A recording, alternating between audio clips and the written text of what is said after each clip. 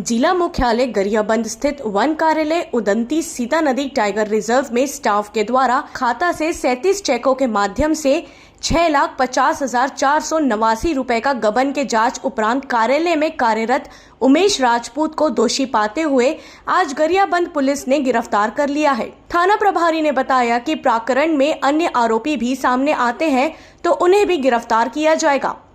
इस घटना की लगातार शिकायतों के बाद वन विभाग द्वारा विभागीय जांच कराया गया।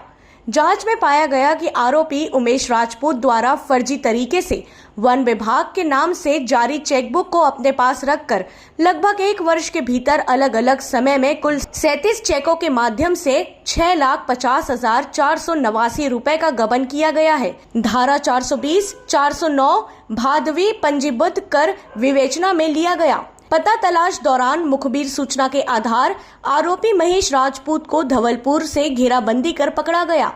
थाना प्रभारी सत्येंद्र श्याम ने बताया कि उक्त प्रकरण की पुलिस द्वारा अभी सूक्ष्म जांच जारी है, जिसमें अन्य आरोपी पाए जाने पर उनके विरुद्ध भी जल्द कार्यवाही की जाएगी। विवेचना के तथ्य के आधार पर जैसे कि जानकारी मिला कि ये धौलपुर में आके रहा है होली के समय से, तो जाके पुलिस द्वारा दबिश दी गई है और लगभग आरोपी के द्वारा 37 चेक के माध्यम से लगभग 6,50,000 का गबन इन्होंने किया है, जिसके विरुद्ध पर्याप्त साक्ष्य सबूत पाए जाने से माननीय न्यायालय रिमांड पर भेजा गया।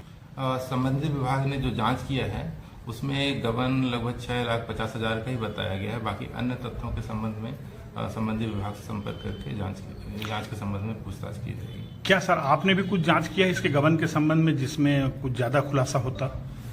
अभी चूंकि विवेचना के में समय है और विवेचना के दौरान जो भी तथ्य मिलेंगे, अगर अन्य भी कोई तथ्य मिलते हैं गबन के संबंध में, तो उसमें भी प्रकाश डाला जाएगा इस प्रकरण को लेकर।